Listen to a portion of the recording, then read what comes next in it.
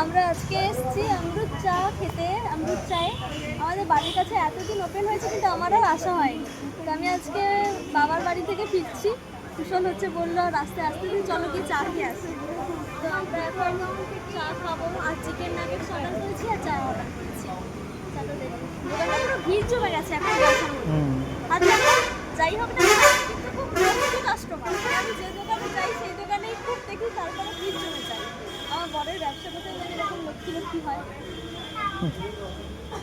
দিক এবার খাওয়াটা দিক। বাড়ির এত কাছে কিন্তু আমি কোনোদিনও আসিনি কেন এখন ভাবছি। যাই হোক, আমি তো চা খাই না, সেই জন্য তোমার চা আর আমার এটা। না না, তুমিও ভাগ পাবে। কি হয়েছে, শুরু করো এবার। চায় তো গরম গরমই খেতে হয়।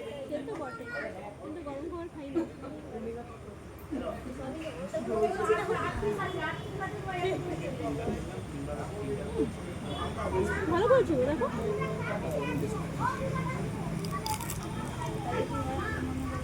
ভালো করেছে।